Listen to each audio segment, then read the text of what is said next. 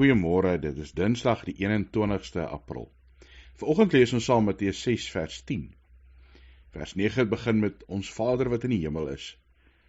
Laat u koninkryk kom. Laat u wil geskied, soos in die hemel, so ook op die aarde.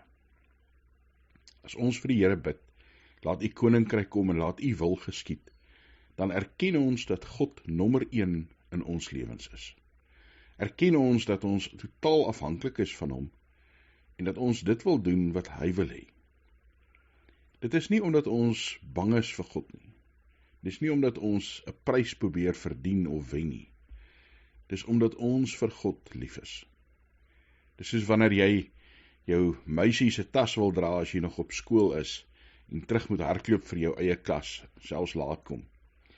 Dit is wanneer jy uit liefde vir iemand vir wie jy omgee 'n guns doen en help en bystaan. Hoe jy jou kinders versorg, dat ons so ook uit liefde vir God sal dien. En dat ons sal sê sy wil is eerste. Nie die regering se wil nie, nie my eie wil nie, nie my buurman se wil nie, maar God se wil. En dat ons dit sal uitvoer in die wêreld. En dit nie net self sal doen nie, maar dit ook sal verkondig en sal vertel. Het is belangrik dat ons die Bybel lees, dat ons God se wil kan ken, maar dat ons regtig God sigbaar maak, sy koninkryk sigbaar maak. Jesus begin te preek deur te sê, die koninkryk van God het naby gekom. Ek en jy moet hierdie boodskap verder gaan uitdra, maar ook gaan uitleef, dat ons God se wil laat geskied, in die hemel waar hy God is, maar ook hier op aarde. Ja, terwyl die aarde nog gebuk is onder sonde en die sondeval en Satan se magte en mense se wispelturigheid, kom ons gaan vestig God se koninkryk, gaan doen sy wil.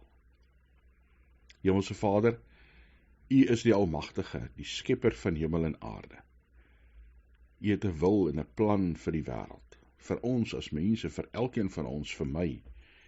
Ja, Here, U wil U koninkryk sigbaar maak in die wêreld. Dat konings, dat ministers en presidente en mense almal elkeen U sal dien en voor U sal neerbuig. Here, ons is U getuies. U het ons geroep, U rus ons toe. Ons is U kinders. Laat ons U koninkryk sigbaar maak rondom ons. Help ons om U wil te doen. Here, ons kan so baie keer ons eie kop volg.